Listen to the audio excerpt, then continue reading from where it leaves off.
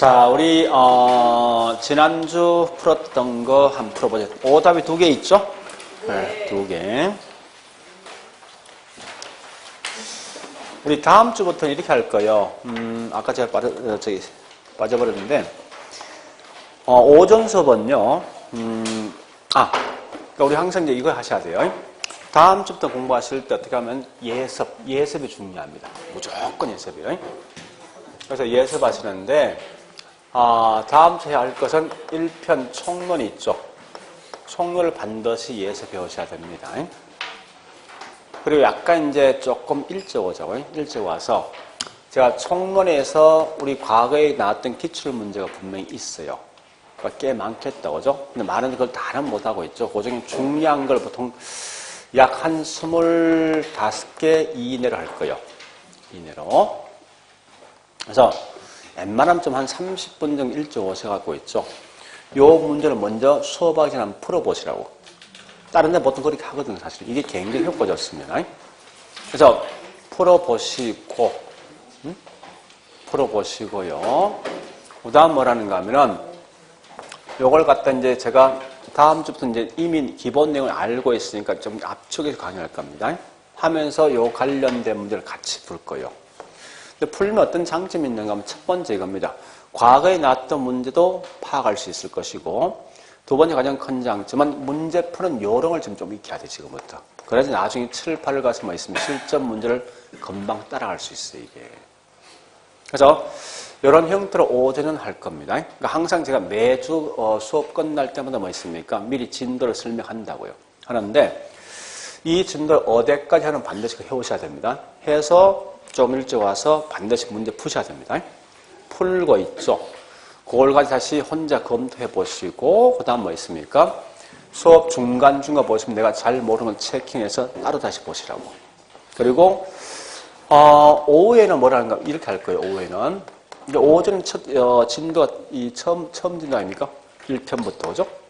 오후는 그럼 같은 이제 요건 좀 다른 게 기출 지문이에요. 지문 한 개 한 개 문서인데 얘는요 수업을 갖다가 후반부 금융부터 해요. 금융부터. 결국은 이 잘하면 뭐 있습니까? 한 달 만에 한 건 끝내는 거 아니에요. 그죠? 그러니까 오전은 첫 진도부터 중간까지. 오후는 뭐 있습니까? 중간부터 끝까지 한다고. 그러니까 이제 6월달 가면 반대되겠죠. 그죠? 그럼 결국은 이게 2번 본 효과가 분명히 있을 거란 말이에요. 그렇게 이제 수업을 나갈 거예요. 나가는데. 그래서 어쨌든 다음 주는 꼭 해오실 게 총론은 반드시 해오셔야 됩니다. 공부해 오시고, 그 다음 뭐 있습니까? 한 30분 정도만 좀 일찍 오시라고. 보통 다른 데는 보통 그렇게 하거든요. 다른 데는 어떻게 이렇게 합니다. 미리 30분 정도 일찍 오셔갖고 오는 사람마다 시험 친다고요. 치고, 그 다음에 여기 있는 답지를 같이 줘. 주면서 그 다음 뭐 있으면 이걸 데스크에 답지를 낸다고. 내요. 그래서 거기 있는 답지 체킹 이제 확인하고 그 답지를 같이 내준다고. 그럼 이러면 결국 뭐 있습니까? 이 사람 공부할 수밖에 없어. 왜? 쪽팔리니까. 한다니까, 문제고. 이게 약간 강압적이지만 오히려 점수가 훨씬 많이 올라갑니다. 어쨌든 해야 되니까. 우리 학원이 좀 그렇지 못하니까 좀 다른 어떤 이제 책을 갖고 있으니까 요까지만 하자고. 일찍 오서 문제 풀어보시고, 풀어볼 때 반드시 이 끝나면요. 내가 확실히 알고 있다, 모르겠다 반드시 문제 표시하시라고. 확실히 알고 있는 거, 조금만 알 수 있는 거, 전혀 모르는 걸 반드시 표시하셔야 됩니다. 그래서 어쨌든 내가 요거까지는 완전히 마스터 하셔야 돼요. 요까지만. 전혀 모르는 거 그냥 버리시고. 그럼 명확하게 뭐 있습니까? 여기 있는 이 파트 내가 알고 있다, 모르겠다 정확히 알 수 있어요. 이렇게 해서 뭐 있습니까? 내가 생각했던 이 점수를 갖다 만드셔야 돼. 무조건. 이게 가장 현명하다고요. 그러니까 이런 형태로 공부하셔야 되지. 그럼 결국은 이렇게 5월 가서 문제 푸는 요령을 좀 배우시면요. 7, 8월 가서 실전 문제를 금방 따라갈 수 있거든요. 그 다음에 이제 9월 가서 뭐 있으면 9월, 10월 가서는 전체 있는 모의고사 문제한테 그냥 별로 두렵지 않다고 이게. 그러니까 이런 이제 아마 형태로 저는 갈 겁니다. 그래서 일부러 이제 그것 때문에 제가 뭘 했는가 하면요. 참 고민했었는데, 기출 지문 정리를 이걸 갖다가 우리 본 수업에 같이 갈 것이 했는데, 하면 가장 큰 맹점이 뭐 있습니까? 다는 못합니다. 절대. 할 수가 없어요. 내용이 워낙 많다 보니까. 그래서 그러지 말고 요 기출 주면 그냥 그 문제 자체 했던 분석이거든요. 이거하고 좀 다르게 뭐 있습니까? 예, 문제 오지 쓴다는 분명히 달라지는 느낌이. 그래서 이것 때문에 오지 쓴다는 게 본수 없이 하고 기출문 짝들이 띄어서 보는 거예요. 이게 오히려 더 효과적일 것 같아요. 한 달만 어쨌든 책 한 권 끝내는 거니까. 아니, 그렇게 형태로 갈 겁니다. 자, 그래 보시고, 예, 이제 문제 보겠습니다. 간단하게, 자, 1번 문제요. 학문적 성격 나면 항상 제가 강조하는 문제 풀 때 키워드를 찾아가야 돼요. 키워드. 자, 학문적 성격이 딱 나오면 이거 묻는 거예요. 보세요. 자, 학문적 성격이 나온 순간 첫 번째 부동산에 대한 정의. 두 번째 뭐 있습니까? 예, 부동산에 대한 접근 방식. 이 접근 방식은 무조건 이건 의사결정론적 접근 방식 아니면 예, 종합식 접근 방식, 종합식 여기 나오게 돼 있어요. 세 번째 보니까요. 예, 우리 항상 보니까 세 번째는요. 부동산에 대한 이념이 있어요. 특히 이 지금 보니까 효율성과 뭐가 있습니까? 형평성 가지고 장난친다는 거예요. 특히 이제 많이 묻는 게 예, 요거 연구 방식이죠. 연구 방법. 즉 무슨 말이냐? 부동산학은 짬뽕 과학이다 하는 거죠. 그죠? 종합 과학이다. 또 응용 과학이다 하는 게 있지 않습니까? 요걸 제일 많이 시험 내 사실은 문제에서. 그러니까 이런 건 항상 학문적 성격성 무조건 뜨게 돼 있어. 그런데 보통 답은 여기서 거의 대부분 나오고 이런 것도 가끔 장난치죠, 그죠? 이것도 지금 거의 90%는 여기 거의 답이 나오게 돼 있어요, 보인다. 자, 일단 가보겠습니다. 그래서 1번 보니까요, 핵심이 뭐냐 결국은 네, 1번은 부동산학은 종합 응용 사회학 이 핵심이에요. 그러니까 항상 중간 과정 볼 필요 없다는 거예요. 2번 보니까 2번도 부동산학은 종합 응용 과학이다. 3번은 부동산학은 경험 과학이다. 4번은 뭐 있습니까? 민간 부분에선 효율성이 더 중시되겠지. 그죠? 그 다음에 5번 보니까 부동산학은 응용 과학이다. 이 끝이에요, 이게. 자, 2번 가보겠습니다. 부동산 개념 물으면요. 여러분 항상 개념 묻는 순간 무조건 생각할 게 복합 개념의 부동산 묻는 거예요. 복합 개념은 3개 있지 않습니까? 기술과 경제와 법이 있지. 그래서 어떤 예가 어디 속에 포함될까 묻는 거 아닙니까? 그래서 특히 우리 기술은 뭐 있습니까? 자연, 뭐 이런 거 묻는 거죠. 공간, 위치 등 묻는 거고 경제는 뭐 있습니까? 자산, 뭐 자본 등을 묻는 거죠. 특히 이제 법이 중요한 거 아니에요? 법은 협의 부동산과 뭐가 있습니까? 광의로 구분되어 있어요. 협의는 뭐냐? 민법상 나와 있는 것으로서 토지와 뭐요?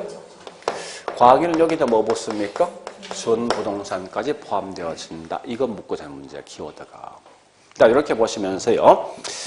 자, 보니까 첫 번째 자본, 자산, 경제죠.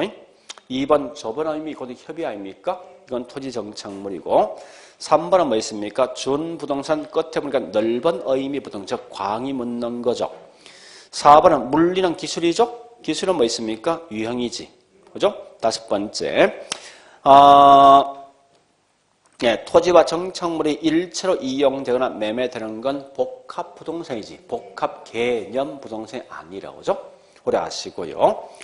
자, 문제 3번. 그러니까 이건 토지 용어 묻는 거예요. 용어. 이제 용어 묻는데 사실 힘든 게 몇 개가 가장 힘듭니다. 사실은. 1번 가보겠습니다. 유휴지는 뭐 있습니까? 유휴지하고 휴한지 구분하셔야 되죠? 유휴지, 휴한지. 휴한지가 뭐예요? 휴가 가는 거지. 그러니까 땅의 질을 높이기 위해서 놀고 있는 거, 쉬고 있는 거. 유휴지는 뭐예요? 백수. 마냥 쉬고 있는 거예요. 그러니까 일단 그렇게 하시면 되겠죠. 그래서 땅의 지력을 높이기 위해서 예, 정상 쉬고 있는 게 뭐라고요? 휴한지지. 그 다음에 2번. 맹지는 절대 도로 접하지 않는다 이 말 나와야 돼. D급번 가면 핵지는 항상 뭐 있습니까? 필지에서 비교하지. 핵지는 가격, 필지는 지번이지. D급번은 지번 묻는 거지. 즉 필지. 니얼번 이행지와 뭐 있습니까? 후보지 비교하듯이 상호간이면 뭐요? 후보지. 법지를 반드시 빈지와 비교하죠? 법지는 법률상 인정되지만 활용 실익이 없는 땅이죠? 틀린 거 뭐 있습니까? 기역, 디귿, 니얼 세 개지? 옳은 거 찾는 거예요? 그건 니엄, 미엄 두 개. 자, 그 다음에 우측 가면 4번요. 부동산 특성 묻는 건데 첫 번째 감가 묻는 순간 무조건 영속성. 두 번째 국지, 지역이다 부동성. 그죠? 국지, 지역은 부동성입니다. 세 번째 뭐 있습니까? 예, 토지가 집약적 이용된다 부정성이지. 네 번째 뭐 있습니까? 외부 효과 묻는다. 이건 부동성 또는 인접성. 그죠? 인접성. 다섯 번째 이용 주체 목적에 따라 인위적으로 분할 또는 합병하여 이용될 수 있다. 이 말은 뭐예요? 결국은 병합 분할 가능성은 자연적 특성입니까? 인문적 특성입니까? 병합 분할 가능성 인문적은 사람 개입되어 있는 거지. 그래서 그 말이에요. 사람들이 개입해서 인위적으로 뭐 있으면 병합 분할 가능할 수 있다. 이 말은 인문적 특성 속에 포함된다 묻는 거지. 그죠? 따라서 답은 5번 되겠죠. 자, 그 다음에 5번 갑니다. 유량과 재량 묻는 게 자주 묻는 거죠. 그러니까 유량이란 말은 결국 뭐 있습니까? 자, 유량이란 말과 저량이 있으면 기간 묻는 게 유량, 시점 묻는 게 저량이죠. 또한 같이 신규 부동산 묻는 게 유량, 재고 묻는 게 저량 아닙니까? 이렇게 하시고요. 특히 우리 조심할 건 요거 묻는 거예요. 만약에 어떤 숫자 물었을 때는 항상 뭐 있습니까? 유량 물었을 땐 1년, 한 달 이 말 나오면 유량이고 얘는 현재 나오죠. 이건 전부 뭐 있습니까? 저량 속에 포함된답니다. 이렇게 하시면 돼요. 따라서 일단 1번 보니까 일정 시점, 시점이 뭐죠? 저량, 존재는 공급이지. 그죠? 보유는 수요고. 그러니까 시점, 저량, 존재, 공급, 저량의 공급량. 2번 가볼까요? 유량은 뭐요? 일정 기간에서만 측정하는 거지. 자, 3번 가볼까? 현재란 말이 뭐요? 유량, 저량. 저량, 저량. 저량이고, 네, 거기 있는 1000만 원의 공급이지. 그러니까 저량의 공급량이 1000만입니다. 그 중에 100만이 미분양이면 900이 뭐죠? 수요지. 수요. 따라서 앞에 현재랑 있으니까 저량의 수요량 얼마요? 900. 그죠? 3번 보니까 신규, 거래량, 판매량 뭐요? 유량. 그 다음에 5번. 지난 한 해. 한 해가 뭐요? 유량. 따라서 1500만, 유량의 공급량 1500. 그 다음에 100만이 공가죠? 그건 1400이 수요 아닙니까? 이건 다른 말로 유량의 수요량이 1400만. 자, 6번. 요건 수요의 변화 물었지. 그럼 수요량의 변화 요의 묻는 거 아니에요? 반대로 말하면 수요량의 변화의 원인 뭐예요? 가격이지. 가격을 뺀 나머지 몽땅 다 수요 변화지. 그래 하시면 되겠다. 그죠? 그럼 7번 가보겠습니다. 7번은 그래퍼가 이렇게 돼 있어요. 7번에 보니까 이렇게 돼 있는데 여기가 무슨 곡선이죠? 수요가 감소되는 거 묻는 거지. 말편 자체가. 그래서 수요 감소인 것은 아닌 거 묻는 거죠. 규제 강화, 수요 감소. 소득 감소, 수요 감소. 금리 상승, 수요 감소. 대체재 가격 하락이면 수요 감소, 감소. 5번은 건축 자재 가격 하락은 이건 공급 관련된 말인 게 틀린 거예요. 그 다음에 8번 가보겠습니다. 8번에 1번. 자, 묻는 게 초과 공급이면 공급 더 많은 거죠. 임료 떨어진다. 초과 수요면 수요 더 많은 거죠. 가격 올라간다. 자, 2번. 차별화된 수요 유형 나눈 순간 무조건 개별성. 무조건. 그러니까 핵심 키워드 항상 찾는 거예요. 차별화된 수요 유형 나눈 순간 무조건 개별성이다. 이 말 마시면 돼요. 자, 그 다음요. 예, 3번 보니까 가격은 공급량과 비례 관계지. 가격이 올라가면 공급량 증가, 가격 하락은 공급량 감소입니다. 자, 4번은 뭐 있습니까? 물리적 공급은 단계적 한정되어 있는데 어쨌든 물리 공급은 비탄력. 굳이 완전이라 말 쓸 필요 없습니다. 더 정확하면 완전 비탄력인데 완전 쓰지 않고 그냥 비탄력적인 써도 하지 없습니다. 문제는. 절대 이 말은 뭐예요? 물리 공급은 절대 탄력은 아니다. 이 말 마시면 돼. 문제 풀 때. 자, 그 다음에 5번은 뭐 있습니까? 원인 자체 소득. 소득이야. 그러면 이건 수요의 변화지. 수요량의 변화가 아니라고 그죠? 그렇게 하시고. 자, 9번 문제 갑니다. 원자재 가격이 하락하였다. 그러면 자, 원자재는 수요함수, 공급함수? 공급 뭐예요? 그럼 공급 증가하면 가격은 떨어지고 양은? 그죠? 근데 조심할 건 이런 공급은 잘 보세요. 단기란 말과 장기 나오지. 나오면 절대 공급은 단기는 비록 이런 변화가 잇따른 조건이 주어진다 하더라도 공급은 무조건 단기는 불변이야. 왜 그렇습니까? 집을 짓는 건 장기잖아. 그러니까 단기는 절대 비록 공급 증가 감소의 조건이 주어진다 하더라도 무조건 공급은 고정되어 있다 써야 돼. 무조건.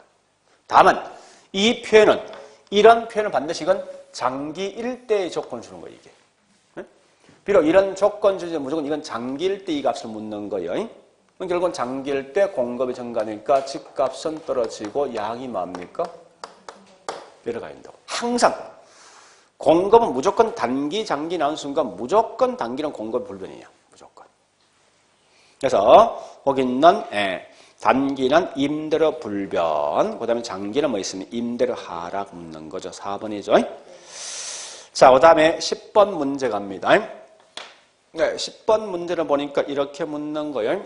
이거 우리 항상 풀 때 이런 표를, 이 그림을 좀 그리면 좀 편합니다. 자, 무슨 말인가 하면, 여기 있는 수요와 공급이 있어요. 자, 이렇게 공급이 있고요. 최초 있는 수요가 뭐 있습니까? QD는 나와 있는 게 500-2P죠. 근데 이게 수요가 변화가 분명히 있단 말이에요. 그래서 450-2P인데,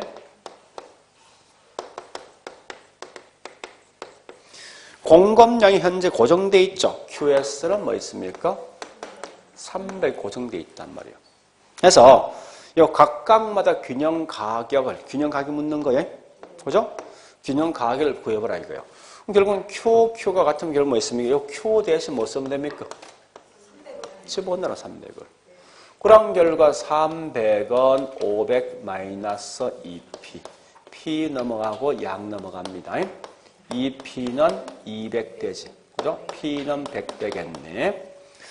얘는 수요만 변화 있습니다. 공급은 고정되어 있단 말 아닙니까? 여기 있는 Q 대신 뭐 있으면 300 집어넣어라 말 뜻이 이거요.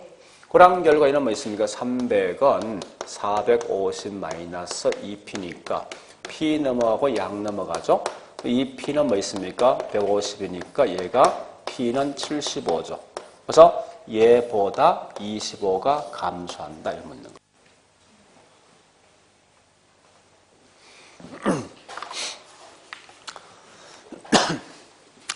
자, 그 다음에 11번 문제요. 11번 보니까 탄력성 묻는 거.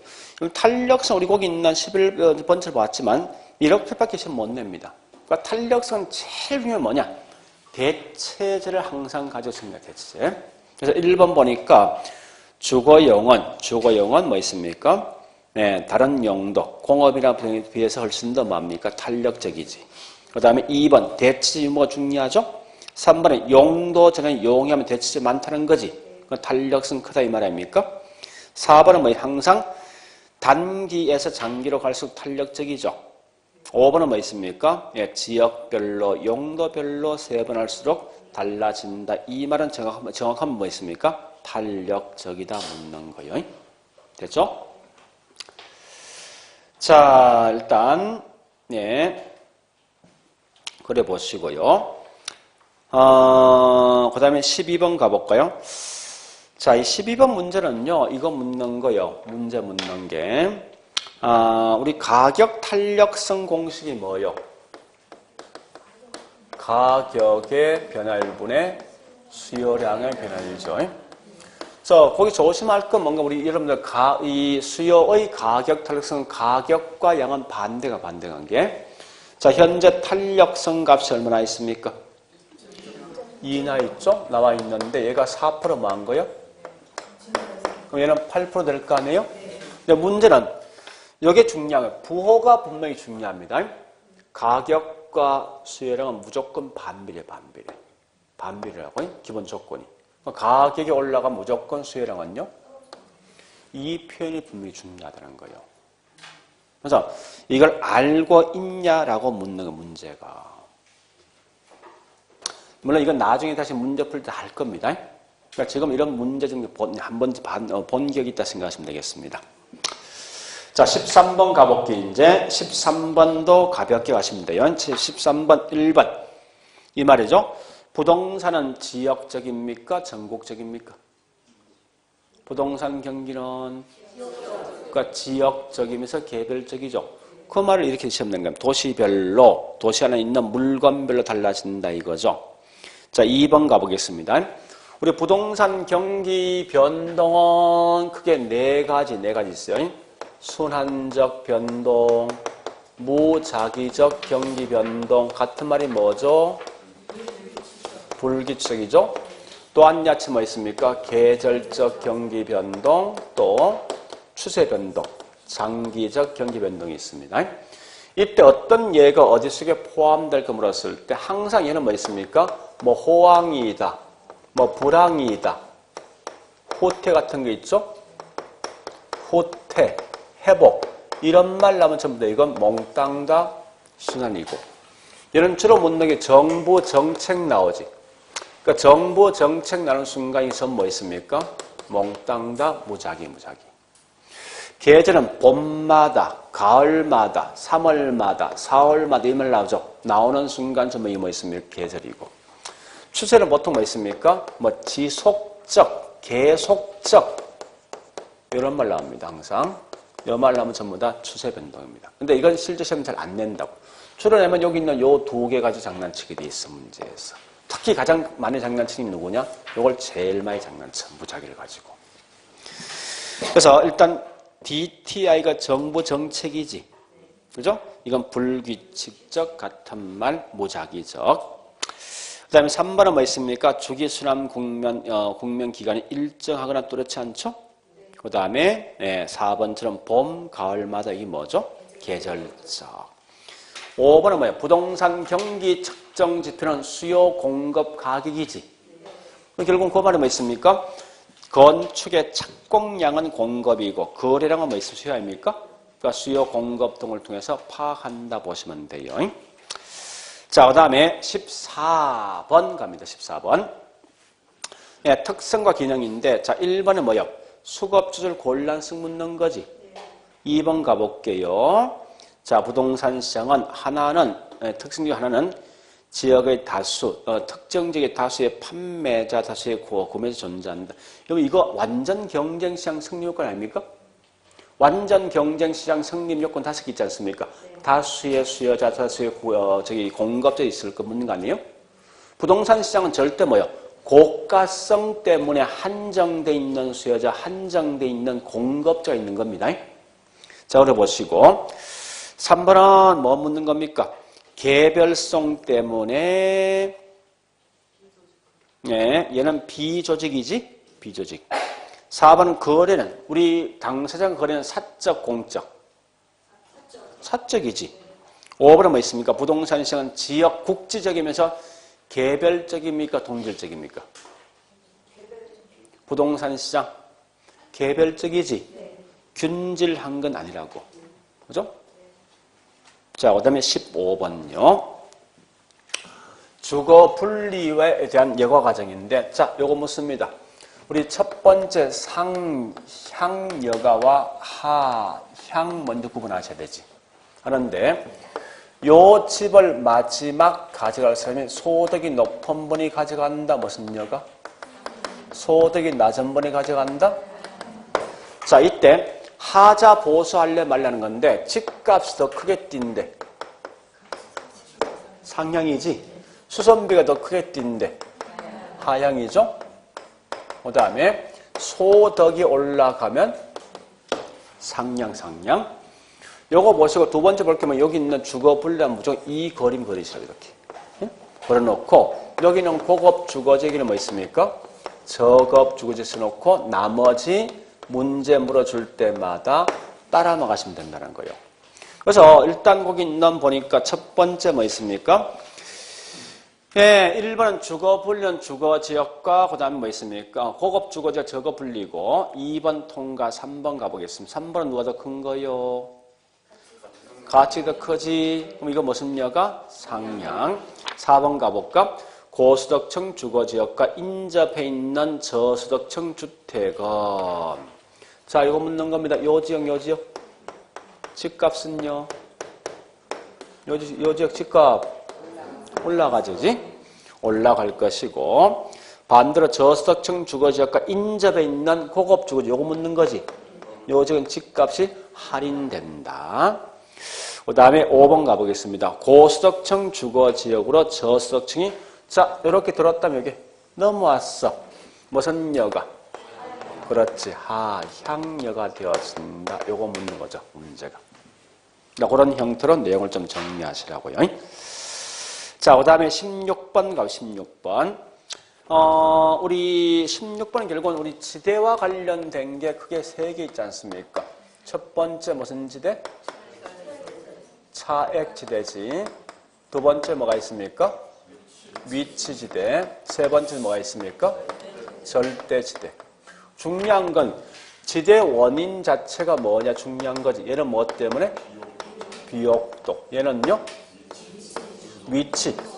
같으면 수송비, 운송비죠? 얘는요? 개인한테 사유화가 인정되어지기 때문에. 중요한 건 한 개지에 지대가 있냐 묻는 얘는 지대가 얘는요? 이게 다예요, 이게. 항상 묻는 게. 그래서 일단 거기 보니까요. 절대, 자, 비옥도 나 있지. 요건 누구? 차액.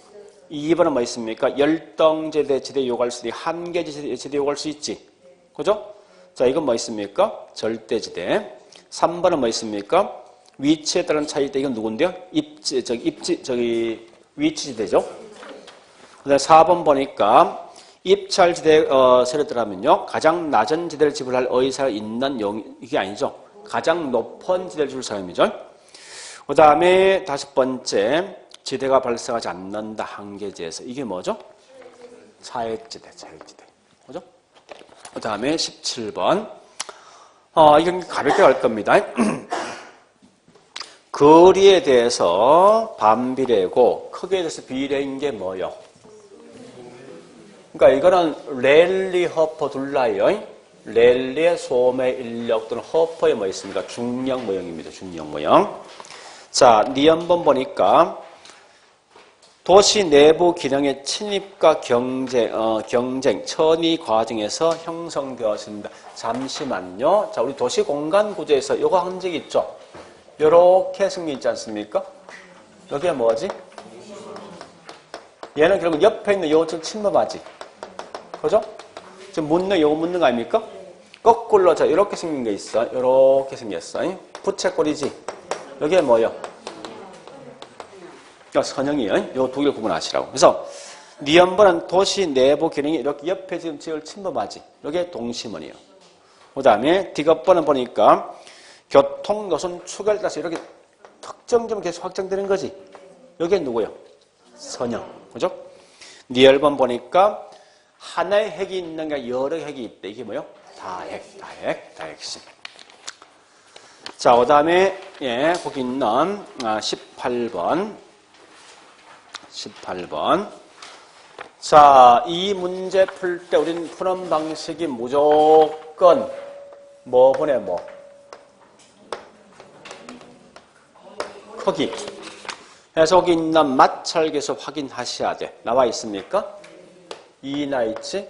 쇼핑센터 1과 2를 가는데, 자, 그냥 그대로 한번 써볼게요. 현재 거리는 분이죠? 5분 뭐요? 10분이지? 크기는 얼마입니까? 둘러 얼마요? 1000이지? 이렇게 나면 어떻게 하냐면 이걸 전부 다 이 자체를 그대로 쓰지 말고 이 비율로 써. 응? 비율로서 모두 하시라고. 그럼 다시 할게요. 요걸 비율로 하면 뭐 있으면 요거 1, 요거 2 되잖아. 요거 얼마 됩니까? 1대 1 되지. 근데 여기 마찰에서 얼마 주어져 있습니까? 그죠? 제곱성 주어져 있잖아. 자, 그러면 현재는 1제곱성 1 아닙니까? 요거 얼마요? 1. 요건 4분의 얼마 됩니까? 1 되지. 그죠? 그럼 일단 제일 먼저 분모를 없애라고, 분모를. 전체를 뭐 곱하기 3에 이 4대 1 되잖아. 그죠? 합치면 얼마요? 5분의 4가 어디 간다? 1매장에. 5분의 1이 어디 간다? 2매장에. 요거 묻는 거죠. 그래서 현재 뭐 있습니까? 이 고객 인구수가 얼마예요? 1000명. 어디 묻는 A 매장, 저기 1의 이용객수 묻는 거지. 여기다 1000을 곱해주면 뭐 있습니까? 얼마? 800명. 됐죠? 이렇게 하시면 돼, 무조건. 그러니까 이건 이렇게 항상 보셔야 돼, 무조건. 나오면. 그러니까 매장이 3개 이든 4개 등 무조건 전부 다 이렇게 비율로 가시라고. 이게 제일 빠른 거예요. 자, 그 다음요. 예, 19번. 외부 효과에 대한 설명인데, 자, 가볍게 할 거예요. 자, 3번만 할 거예요. 거기 있는 19번에서. 하나 물어보자고. 자, 외부 경제와 외부 불경제가 있어요. 불경제가. 일단 보니까 편익적인 측면과 다시 편익적인 측면과 비용적인 측면이 있죠? 항상 사회와 사적을 비교합니다. 외부 경제는 편익은 누가 더 큰 거예요? 사적과 사회. 사회지? 비용은 누가 더 큰 거예요? 외부 불경제는 사적이 편익이 더 크고 사회가 비용이 더 큰 거죠. 그래서 이때 보니까 생산량이 이런 과대 과소. 외부 경제 과소요. 불경제는 과, 이런 게 핵심 문제예요. 그래서 일단 거기 있는 뭐 있습니까? 3번 보니까 외부 불경제는 체적 생산량이 과다하게 생산된다 써야 되지. 그 다음에 그 4번도 꽤 중요한 거요. 반대 외부 효과는 뭐 있습니까? 시장 기구를 통하지 않는 거요. 그런 거 항상 기억하시고 시장 결과를 통하지 않는 거요. 자, 20번도 바로 가겠습니다. 20번 1번 가볼게. 공공임대주택은 공공부문이 시장 임대료보다 낮은 수준에서 공급되어지는 게 당연한 거죠. 2번 가볼게요. 임대료 규제는 반드시 이중가격이 발생하죠. 3번요. 규제 임대료가 시장보다 낮을 경우는 주택에 대한 질은요 떨어지겠다죠. 그 다음에 4번 임대료 보호제는 임차인의 임대료 부담을 줄여주겠다죠. 5번 임대료 상한제, 이 곧 임대료 규제 아닙니까? 임대료 규제는 반드시 뭐 있습니까? 초과 수요. 초과 수요죠. 그걸 아시고. 21번 자 지렛대 효과. 그럼 지렛대 효과는 딱 말로 묻죠. 이거 3개 묻는 거야. 첫 번째 지렛대 효과는 결국 뭐가 있어야 돼? 타인 돈이 있어야 돼. 두 번째 보니까 종류. 자, 저당과 총 자본 수익률과 지분 수익이 있죠? 전부 수익률 같대? 영지렛대지? 저당 금리가 제일 높대. 이번에 지분이 가장 낮죠? 이게 뭐요? 부의 지렛대죠? 거꾸로 뭐 있습니까? 지분 수익이 제일 높대. 이게 뭐죠? 정의 지렛대 이렇게 하시면 되겠죠? 자, 이때 보니까 타인의 돈을 많이 빌렸을 때 그만큼 위험도 수익도 크지만 위험도 크지. 그런 거 마시면 돼. 그래서 일단 1번 타인 자본 들어있어. 2번 가볼까요? 저기 2번은 뭐 있습니까? 총 자본 수익률이 저당보다 높을 때 정맞죠. 3번 중립은 절대 아무리 남 돈 빌려 수익률 변화 있습니까? 없죠. 그죠? 사는 부는 반드시 뭐 있습니까? 부채비 커지면 여기 있는 커지면 이게 뭐 진폭이 더 커지지 이게. 그죠? 그 다음 뭐 다섯 번째 정은 반드시 위험도 뭐합니까? 커진다. 커진다. 자, 그 다음에 22번요. 자, 22번은 우리 요구식 묻는 건데요. 요구식. 자, 요구식 공식을 좀 봐보자고요. 이런 공식 아닙니까? 요구식은 무위험률 플러스 위험할정이죠. 요걸 통해서 우리 부동산 가치도 구할 수 있지. 그죠? 그럼 결국은 위험이 커지면 요구식은요. 가치는 요 관계예요, 관계가. 자, 1번 가볼까요? 그래서 위험과 가치. 그죠? 요구식 가치는 무슨 관계? 반비례 관계. 그죠? 그렇게 하시고. 2번 가보겠습니다. 항상 누가 더 클 때 투자합니까? 기대수익이 더 커야 되지. 자, 3번 잘 보셔야 돼. 요구수익이 기대수익보다 뭐 있습니까? 큰 경우지. 자, 여보세요. 요구가 기대보다 크면 언젠간 균형될 거 아니에요. 항상 누가 누굴 따라갑니까? 기대가 요구를 따라가지. 그럼 기대가 더 적잖아. 그럼 기대수익이 뭐 해야 됩니까? 하락해야만 결국 올라가야만 결국 뭐 있습니까? 균형되어진다라고 묻는 거예요. 그죠? 일단 그래 보시고요. 자, 나머지 4번, 5번은 그냥 통과. 5번은 이거 아닙니까? 여러분, 시간병이 뭔데? 시간병이 요거 무위험. 그 다음 위험병이 뭐요? 위험할정이지. 그거 묻는 5번에 5번. 응? 그 다음에 23번. 이거 잘못했어요. 확률이 뭔가 호황일 때 50% 아니라 30%만 30%. 응? 그거 잘못됐다. 확률 바꾸자고. 확률이 우리 호황일 때 50%나 있죠. 요거 대신 30% 해야 돼. 그러면 뭐 있습니까? 합치면 100% 나온다고. 그지? 불황일 때 30, 보통일 40, 호황일 때 30 하면 전체 100 아닙니까?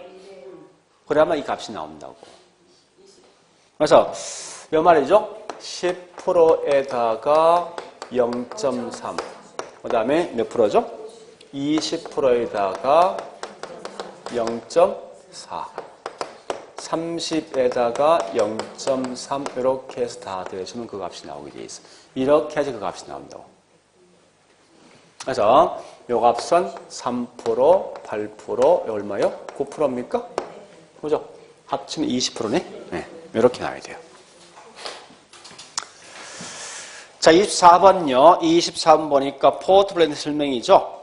1번 이거 묻는 거 아닙니까? 이거 묻는 거예요. 투자 대상이 더 많으면 위험은요? 더 많이 들어갈 수 있죠.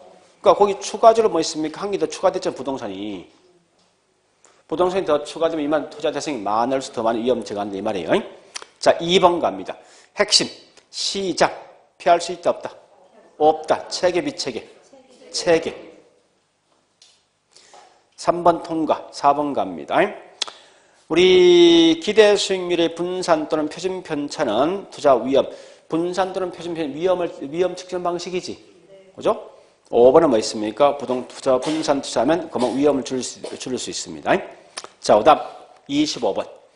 순영업 소득을 산출할 때 고려할 필요 없는 거. 자, 해보자고 이제. 여기 보세요. 순영업 소득 밑에 뭐가 있습니까? 바로 밑에. 그 다음 뭐 나옵니까? 세전 현금. 그 다음에요? 소득세. 그 다음에요? 자, 소득세를 구할 때 다시 뭐 있습니까? 손대이감이지. 그죠? 손영업소득이 있고 대손충당금, 이자 지급액, 감가상각인데 보세요. 이 위에 있는 값이 바뀌면 얘 바뀐다고. 그죠? 근데 밑에 있는 이러한 값이 변화가 있다 해서 이가 바뀝니까? 관계없는 거 아니에요. 그러니까 이 말은 뭔가 하면 요거 산출할 때 이런 거 고려하지 마라. 요 4개. 요 4개만 하시면 돼. 그래서 일단 거기 보니 뭐 있습니까? 나와 있는 게 영업경비, 아니다. 니은번에 영업소득 고려합니까? 이거? 할 필요 없는 거지. 그 다음 또 뭐 있습니까? 이자 상환 고려할 필요 있습니까? 없잖아. 또 감가상각 고려할 필요가 없죠. 거긴 세 개네, 세 개. 그죠?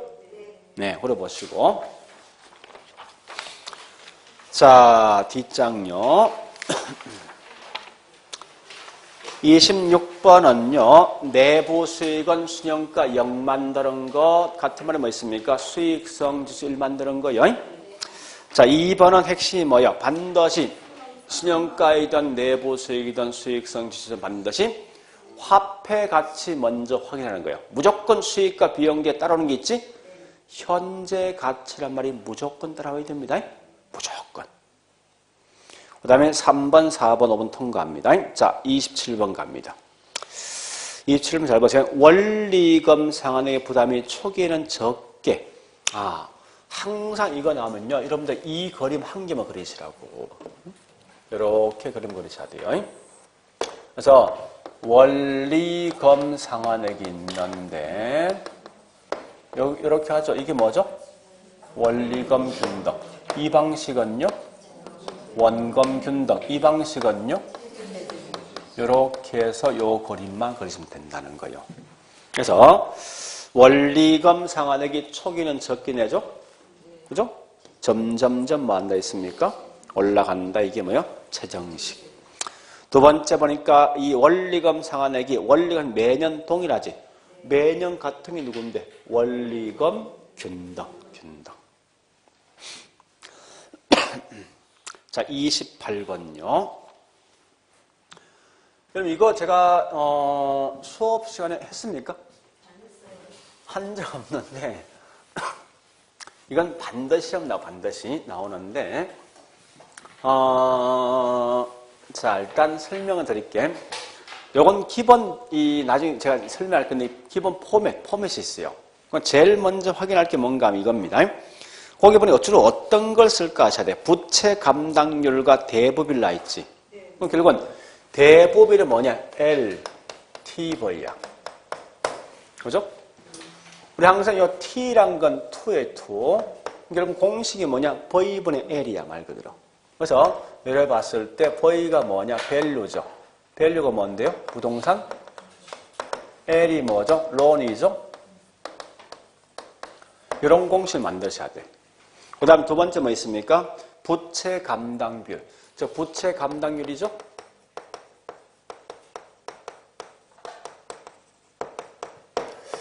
자, 부채 감당률 공식은 뭡니까?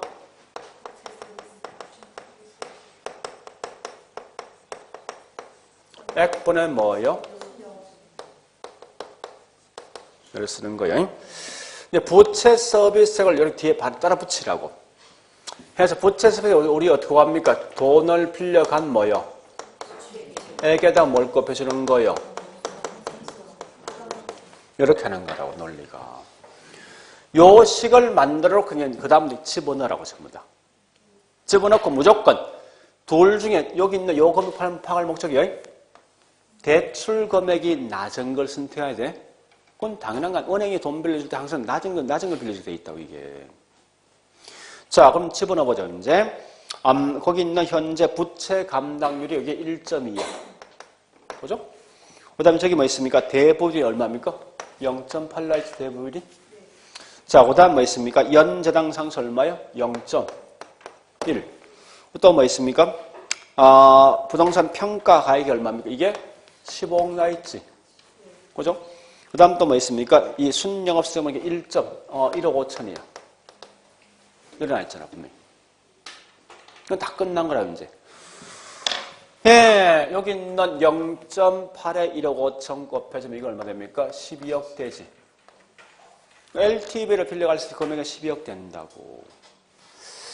여기 1.2고 이게 1.5면 얼마? 여기 1억 2,500입니까? 맞아요? 네. 그죠? 그럼 결국 여기 있는 0.1이면 얼마 전 돈을 빌려가면 매달마다 갚는 값이 이게 나오냐 이거요. 이거 얼마 이거면? 12억 5천이지. 요 값 나오기 위해서 요 값 구하는 거 아닙니까? 그래서 결국은 부채 감당을 통해서는 12억 5천 빌려갈 수 있는데 LTV는 뭐 있습니까? 12억 빌리니까 낮은 금액 이걸 선택할 수밖에 없다고. 근데 이건 나중에 이런 식 할 거예요. 이런 포맷 만들어 할 거니까 한번 본 기억이 있다 생각하시라고요. 자, 그 다음요. 29번 갑니다. 29번 보니까 우리 전에 했지만 이거 발행기간 투자자가 있죠. 있을 때 MBB는 누가 책임져? MPTS는요. 이거 짬뽕 된 게 M, P, TB지, CMO 있지. 그죠? 그래서 저당권 누구한테 있습니까? 그 다음에 저기 있는 원리금 수취권 누구한테 있습니까? 이렇게 하시면 되겠죠? 그죠?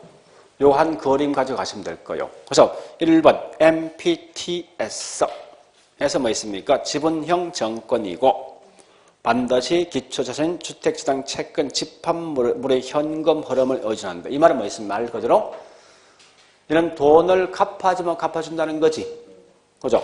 2번가 MBB는 보니까 소유권 누구한테 있습니까? 발행자지. 얘가 틀린 거지. 3번가 뭐 CM은 반드시 뭐 각각마다 다양한 트렌치 있지. 그죠? 4번 MPTB는 혼합형이죠. 그 다음에 여러분 5번에 CMBS가 뭐죠 우리말로? 그럼 담보가 뭐라고? 그럼 상업 나와야 돼 무조건 담보가. 자산 나오면 뭐요? 자산 나오면 ABS. 그래 하시면 돼요. 자, 그 다음에 30번 말로 합니다. 자, 우리 자기관리 설립 자본금 얼마? 자기관리 회사 실체 있잖아. 5억. 자본금, 자, 그 다음에 뭐 최저 자본금 70억이지. 거꾸로 위탁과 기업 구조조정은 설립 자본금 3억, 최저 자본금 50억. 그거 묻는 거 1번이. 자, 2번 가보겠습니다. 자기관리는 인가입니까? 등록입니까? 근데 반대로 저기 있는 위탁과 기업 구조조정은요? 등록. 그럼 거기서 뭐 있습니까? 위탁관리 등록입니다. 등록. 얘가 틀린 거고. 3번 아까 했죠. 자기관리 최저자본금 얼마예요? 70억. 4번 절대 영업 하여튼 뭔지 모르지만 영업인가제는 절대 현물 출자할 수 없어요. 그거 반드시 하셔야 돼요. 그 다음에 5번 가볼까요? 자, 부동산 투자에서 뭐 부동산 취득 관리 등등 하는 업무를 하겠다죠. 그래 보시고 오늘 했던 31번 갑니다. 자체 개발해서 모든 건 누가 책임진다. 근데 거기 뭐라 했어? 소유자와 업자가 분산된다 했지. 이게 뭔데? 등가 기관식 등가. 왜? 비율로 분배하니까. 2번 가볼까? 컨소시엄은 반드시 이건 뭐 있습니까? 그냥 넘어갑니다. 3번 가보겠습니다. 사업수탁, 사업위탁이지. 그러니까 무조건 수수료 나오지. 수수료 나오는 순간 무조건 사업수탁이야. 4번 지주공동 갑니다. 지주공동. 소유자, 업자 간의 개발을 공동으로 시행하는 방식이다. 이때 소유자는 토지를 땅을 대고 업자는 노하우 제공하죠. 그 다음에 4번 신탁, 신탁 무조건 소유권 넘어가고 대신 수익 정권 넘겨주겠다. 그죠? 그래 하시고. 32번 관리 1번 갑니다. 상업은 뭐가 중요합니까? 상업은 매상고. 우리가 했지만 수익성. 같은 매상고지. 그 다음에 2번 감 비율 임대차는 뭐라 했습니까? 일정 비율을 하는 거지. 그 다음 3번 감 대응이라는 것은 하자 발생 전 후. 뒤에 읽어볼까요? 뒤에 사전적 유지활동 나 있네. 이건 뭐요? 예방이지. 5번, 6번 아까 했던 거 임대료 손실보험 기억하셔야 돼. 그런 개념이에요. 자, 그다음 33번 갑니다. 개발 위험. 자, D장 가보겠습니다. D장에 보니까 자 3번 이미 이용 계획을 확정한다. 이건 법이에요? 아니면 저기 있는 이 시장입니까? 법률이지. 자, 4번 군사보호시설구역 이거 무슨 위험? 법률적. 그 다음 공사기간 길대. 그래서 무슨 위험? 시장 위험. 그죠? 자, 34번 가보겠습니다. 이거 답이, 이거 잘못했어요. 옳은 거 찾는 걸 잘 착각했어. 네. 틀린 거에서 이게 다 이거 사실 맞는데, 2번 빼고 남이 다 맞습니다. 1번은 이거죠. 지역 분석 끝에 고치가기 틀린 거지. 그죠? 가격, 그러니까 있어야 돼. 그러니까 인근 지역뿐만 아니라 유사 지역을 분석함으로써 결국은 가격 수준을 판정, 가격 수준을 파악할 목적이 있어야 됩니다. 가격 수준. 2번은 지역 분석 나와 있죠. 그럼 그 속에 일관성이 무조건 지역 나와야 돼. 개별하면 안 돼. 개별하면 없죠, 그죠? 그래서 3번 가볼까요? 개별 분석 표준적 이용수로 연관이 있으면 없지. 그럼 이건 지역 분석 하자 없겠지. 4번도 뭐 있어? 전체 거실은 지역 분석이지. 5번 어느 걸 먼저 합니까? 지역을. 자, 그 다음에 35번 2번 갑니다. 35번 2번. 자, 균형과 경제 감가수로 관련돼 있습니까? 없지. 그죠? 그럼 결국은 경제 감가 무슨, 자, 다시. 균형 원칙 구성요소 결합 맞지? 요거 무슨 감가? 기능적 감가. 2번. 주변 환경, 3번. 주변 환경 나 있지? 적합이지. 4번 대치 나 있죠? 그 뭐지? 대치 나와야 돼.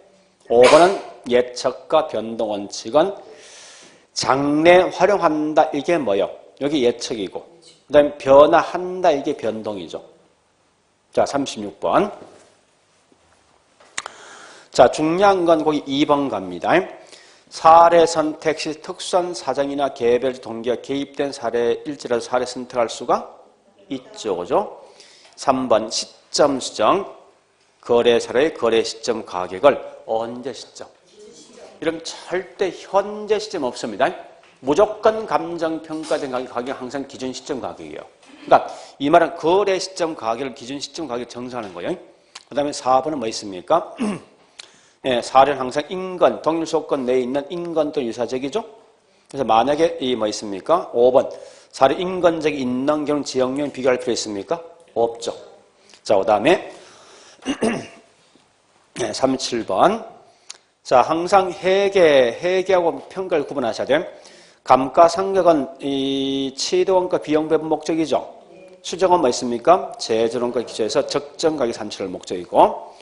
2번 관찰 감가는 뭐 있습니까? 직접 관찰하지만 가장 큰 단체 뭐야? 주관성이 큰 거지. 그 다음에 3번 가보겠습니다. 동일한 내용 연수일지라도 건축 방법 등에서 감가 지금 달라지겠다. 그죠? 그다음 4번 가보겠습니다. 정액법은 매년 감가 일정하죠. 정률법은 연간 감가액 점 감소합니다. 자, 5번요. 내용 연수에서 정액과 정률과 상한 기금을 같이 쓸 수 있어? 없지. 이 세 중에 딱 한 개 써야 됩니다. 나머지. 그래서 반대로 관찰 감가 등과는 병행할 수 있어요. 자, 38번요. 자, 물건별 감정평가. 자, 1번 잘 묻는 거예요. 공시지가는 절대 거기서 뭔 하지 마라. 아까 어제 설명했어. 이런 공시지가는 정상하기 비정상이야. 정상이잖아. 그러니까 공시지가는 절대 사정 보정한다 했으면 안 돼. 나머지 다 통용된다고. 그건 꼭 기억하시라고. 1번은 항상 사정 보정을 항상 갖고 있으라고. 절대 사정 보정 없으면 다 맞아. 2번 건물 원가법. 그죠? 3번 토지 건물 일괄 평가할 때 뭐 있습니까? 거래 사례 비교법. 4번 예, 이런 소음 등이 발생했지 반드시 끝에 원상 회복비 꼭 고려한다. 5번 산림은 산접의 임목을 일괄 평가할 수 있지. 있는데 있던 거래 사례 비교법. 자, 39번. 자, 물어보자고요. 자, 잠시. 표준지 공시가 표준주택 가격은 공시를 언제? 표준. 1월 1일. 다시. 개별 공시가는? 개별 공시지가. 땅.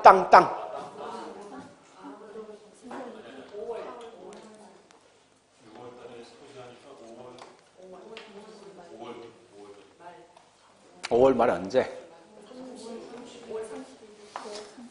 아니, 끝날 5월 31일. 주택은, 개별주택은 4월 30일. 됐어요? 다시. 자, 표준 대표하는 거죠. 표준지 공시가 표준주택은 1월 1일 기준이야. 개별 땅, 개별 공시는 5월 30일이고, 개별주택과 공동주택이야. 둘 다 4월 30일. 4월 30일. 30일로 보시고요. 2번 갑니다. 건물 면적, 구조, 사용, 성일. 이건 건물 묻는 거요? 아니면 땅 묻는 거요? 아니, 건물 면적, 구조, 사용, 성일. 건물 묻는 거, 이게 토지 묻는 거요. 건물 묻는 거죠. 그러면 이건 뭐요? 표준주택 가격 아니야. 그지? 3번. 공동은 표준주택과 개별이 있어? 구분해? 안 하지. 단독주택은 구분하셔야 돼요. 그러니까 단독은 개별과 표준 구분하는데 공동은 구분하지 않는다. 일괄한다, 일괄. 그 다음에 4번. 표준지 공시가 토지에 대해서 당해 토지 공시 기준, 공시가를, 있으면 개별 공시가를 본다. 맞죠? 그죠? 이 말은 표준지 공시, 표준지로 선정된 토지는 별도로 공시하지 않습니다. 그 자체 개별을 보기 때문에. 5번 가보겠습니다. 개별 공시가에 대해서 이의 신청할 수가 있지. 표준적 이 신청할 수가 있다. 둘 다. 개별이든 하여튼 모든 땅은 다 이의 제기할 수 있어. 자, 이의 제기는 공시한 날부터 며칠? 30일. 모두 다. 그 다음에 자, 이제 이의 제기했어. 그럼 서면 보고받아야지. 며칠? 걔도 30일. 그러니까 이 제기도 30일, 이 제기 받은 날부터 뭐 있습니까? 30일 이내에 서면 보고할 것. 그 다음에 40번. 아까 했던 거지? 뭐죠? 분해법. 그러니까 환원율 추계 방식은 시조투일보죠? 그러니까 분해법 뭐요? 감가 수정 방법의 한 예죠. 자, 일단 뭐 이렇게 빨리 했는데 원래 이거 하면요. 실제 우리 수업하면 3시간 정도 시간 걸립니다, 실제. 그러니까 나중에 아마 제가 이제 언제입니까? 9월, 10월에 가면 이렇게 모의고 시험 친다고. 매주마다. 치면은요, 3시간 정도 가지고 이걸 강의한다고. 그래 할 테니까, 일단 고려 하시고, 하여간 제가 꼭 이 당부대로 싶으면 다음 주는 무슨 총론을 반드시 공부해 오시는데, 주로 있죠. 이렇게 하셔야 돼. 잠시. 이미 공부가 돼 있는 분은 만약에 총론법이 잘 이해 안 되는 분은 반드시 뭐 있습니까? 지난달에 했던 3월, 4월 했던 게 있지 않습니까? 그걸 동강, 즉 인강 들으시라고. 근데 조금 내가 실력이 좀 부족하면 결국 1, 2월달에 뭐 있으면 내용 가지고 보시면 돼요. 그러니까 자기 어떤 공부되어 있는 양을 보고 인강 들을 때 1, 2월 들을 것인가 3, 4월 들을 고민해 보시라고요. 그래서 안 되는 부분만 보시라고. 다 들을 필요는 없어. 절대. 자, 고려하시고 여기까지만 할게요. 자, 수고했습니다.